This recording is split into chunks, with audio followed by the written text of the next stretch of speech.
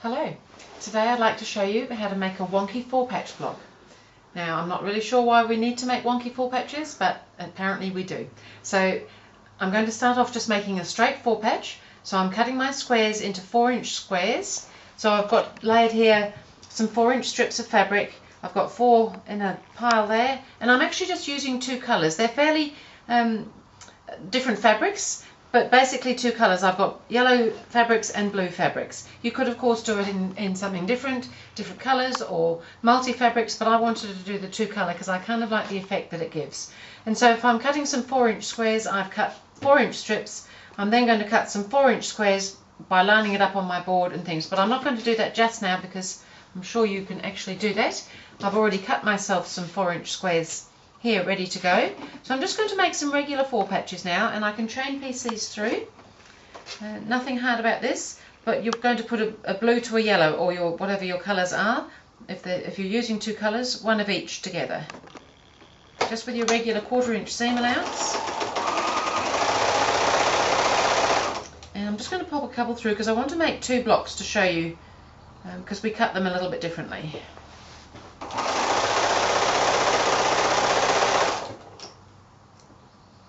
So chain piecing is so much fun. You can pop them through. The random sort of togetherness of all the different fabrics is really good. I don't worry too much about what order they're in, as long as I've got the 2 different colours together.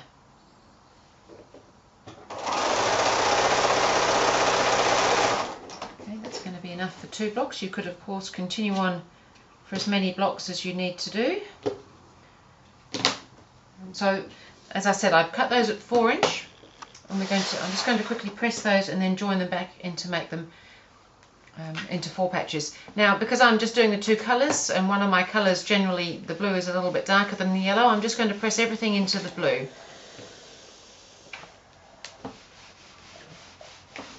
This could look great in multi-colours or whatever, but as I said, I've chosen the 2 colours. I quite like this blue and yellow. These are quite bright.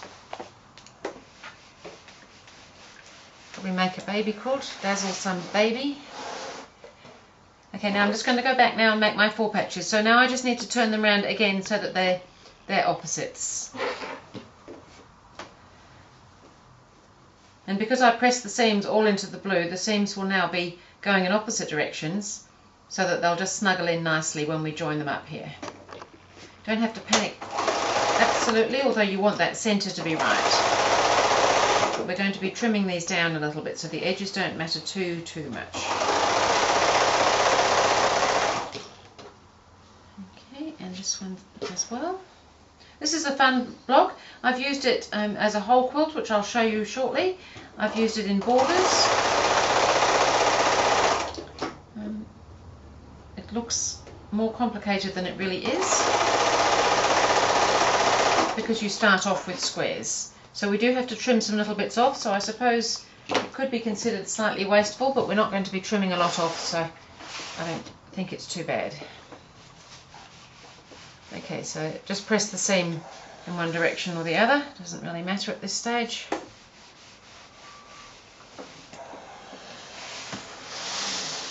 And so now I've got just 2 regular 4 patches that look pretty much the same. But I'm going to just trim them, and so I'm going to show you how to do the trimming. Now these blocks, because we've used 4-inch squares, now measure 7.5 inches. We're going to trim them down to 6.5 inches, like this one is here, but slightly crooked. So now you may have a 6.5-inch square, in which case you're all set. Not everybody has one, so what I thought I'd do is show you how to do it if you haven't got a 6.5-inch square. So we need to make a paper template to do that of the 6.5 inches square. So I'm just going to cut my paper. This is just a regular piece of paper, nothing special about this. I'm just going to cut it now just the same as I do with my fabric to a 6.5-inch square. So I've lined it up on my board, and I'm just going to come along and cut through at 6.5 inches. Don't need that piece. Turn it round now and make it square. So I just need to again line it up on the board, come along to the 6.5. So just the same as I would cut my fabric. and I'm very happy with my little 6.5 inch square there. It is the same size as that, but because you may not have one of those rulers, I'm just going to show you with a slightly larger square, because quite often people have a larger square than the 6.5. Or you could even use a ruler that's, this one is 6.5 inches wide. As long as you can get your 6.5 inches, basically that is really helpful. So you could do it with anything that's at least the size that you're going to be cutting the square to. But so on this one, when I've cut this, sorry, I'll just find one of these, I'm going to tilt it. So if you use your template to do this with, I'm going to tilt it so that each of the 4 corners just fits to the edge of your 4 patch. So just wiggle it around until everything is sitting just into your 4 patch, so that when you cut, and they're all going to be much the same size, and then I get a marking pen and I mark just where the seam, it touches over the seam there, so that I can position this again, even though they will all be much the same when you put them on, because your blocks are started the same size. It's just a helpful thing to help you line up with. So I've just popped a marker where it crosses that seam, because that was a square, and we're going to tilt it so that, generally speaking, all our seams are going to go where that marker is. Now, to be able to do that, I'm going to use that under my ruler, and so I'm actually just going to stick that. I'm just going to use some regular sticky tape, stick it to the underside of my ruler, so that it's sitting in the right position to help. So if you've got a ruler the right size, you can probably just go ahead and use that. But if you haven't, this is a way of doing it, which is how I've done mine before I had one of those nice 6.5 inch rulers. So I've got my sticky tape on there because I'm going to stick it to the underside of my ruler, and because it's a square ruler, I'm going to do it to that sort of top right where all the measurements start from. Although that's not particularly important, but you do want to stick it into that corner, or one of the corners. You're not really going to be using the measurements anymore because you've got your template. And this is probably the hardest bit, is to get it on straight. It's looking pretty good. Okay, so now that's sitting, and it's coming along at my 6.5 inch line, but as I said, the measurements are not so important. It's more having the size template under there and with those markings on. So now I'm going to position that onto my regular 4 patch that I've just made. Now, if you're going to be making several of these for a quilt, you might want to make all your 4 patches to start with before you start trimming them down like this, and do all of the ones. We're actually going to be making 2 templates. I'm going to make one direction and one in the other direction. So I would cut all the ones. So you're going to cut half of your blocks one way, the other half of the blocks are going to be the other way. If you see here, I've actually already got 2 piles that I've done, and they're just slightly different. This one I've cut that way, which is the way I'm about to cut here, and this one I've cut with the angle going the other way. So this is my other template. I've already made one, so I've just made that one with the markers on it, and this one has similar markers, but it's going to fit the block going in the other direction. So we're going to stick that one underneath shortly. So I'm hoping I haven't confused you completely now. So I've got my template, I've got my markers where the seams are going to sit. I'm going to lay that on top so that, again, so that that template is sitting on the fabric everywhere, and your markers should be pretty much sitting where the seams are. And now you're coming pretty much out to the edge of your 4 patch each time. I'm going to cut 2 edges. So I'm going to cut, which is why you've positioned your template to one corner of your square. So I've cut that side, and now I'm going to come across and cut that edge. So it's only a little slither that you're trimming off, not a lot of wastage. So now we've got 2 sides trimmed, and a very funny looking block, but I now need to trim the other 2 sides. So now I'm going to turn my block around so that the cut corner is down the bottom, and this time line up that paper template with that edge, and you can just see well enough to be able to do that. And again, these markers should come out pretty much where your seams are, and they're pretty close. And I'm just now going to trim those other 2 sides. So now I've got a wonky 4-patch. It's not square anymore. You will need to be aware that these edges are now not on the straight grain of the fabric that you would have had before. So when you're joining them together, they'll be a little bit stretchy, so that's just something to be aware of. Now I need to cut my other block in the other direction, because if I have all the same blocks, this seam isn't going to meet. I'm really wanting those seams to meet so that we get this zigzagging line going on. So if we cut the other one in the other direction, so I'm going to take this template off now.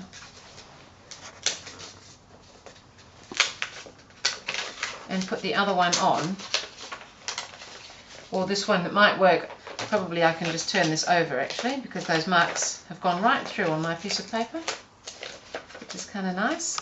You might find some double-sided sticky tape is probably neater than what I'm doing here, but this works for me. Okay, so I've turned my template over. I can still see my marks. I just want it so that the angle's in the opposite direction this time to that first one. And that's sitting pretty nicely again at my 6.5 inch line. So this time I'm cutting it the other way so that my ruler is tilted in the other direction, but exactly the same thing. I want those markings to match up pretty much to the seams. I want my points to be pretty much at the edge of that 4-patch block. And again, I'm going to cut this side and this side. And I'm going to turn that block around, line it up. So the reason I'm suggesting you do all the ones in the same direction all at once is so that you don't get yourself all confused. Very easy to get confused doing this. Stick with one at a time. And again, I've lined it all up and I've just got to trim those last two sides now. So that block that I've just done, was it this one, is facing the other way now, so that when I line those up, so that again I'm going to have this kind of wonky checkerboardy thing, this of my blue and yellow going in different directions each time. So I want that to happen, and it wouldn't happen if I had them all. I can do that and make some other different shape and things, but if I use the same cut block each time with that angle, they wouldn't line up and give me that option. So I'll just show you some. I've made a few here so I can just show you what they're going to look like when they're all laid out. I think this is kind of fun. It's not as hard as it looks. Just take it through step by step. And just make sure I've got these ones around the right way. So these ones are cut this way, and these ones with this little renegade one here are cut the other way. And I kind of know that because on my left hand block, it's the top one is a long edge, and on this one it's a short edge, so that will kind of help you differentiate when you're trying to lay them out. So I'll just lay these out. So you just lay them out, alternating them now, and so just turn them around. It doesn't matter whether you've cut them with the yellow or the blue in the top corner, because it's square basically. It's just going to turn around. So you just want to alternate your blocks so that your blue and yellow is alternating as well. With one more, and we'll come down here. Oops, I have to start with this one. I might have that yellow there, and then this one. So you start to see how you're getting that kind of wonky thing going on, and yet your block is actually square that you're working with. The only thing is you have to be a little bit careful because your edges are now not cut on the straight grain. Just some little thing to be aware of. But I think that's kind of fun. There's a lot of, oops, wrong one, getting myself confused now. No, still wrong. Okay, so you're just getting that blue and yellow and that movement with that coming and going. And by making those markers on your template when you're cutting, your seams are going to match, so that when that's joined in, those seams are going to match together, and because your seams have gone either way, they should snuggle in quite nicely when you're joining them as well. So that was just a little idea for a wonky 4-patch. I'll show you a quilt where I've just made that block and repeated it throughout. I've used a slightly smaller block in this quilt, but it's the same, exactly the same way of making it. And this one I've done in these country reds and blues. Again, I've just used, I've got some greens in there as well. So I've just used a couple of colours really, not the whole variety of colours that are available to us, because I felt that was going to get a little bit busy. But I just really like the way that that's all wonky, and yet all your sewing is straight. You're not cutting funny shapes except when you're doing that template, and even that is not that difficult. So that was just an idea for a wonky 4 patch.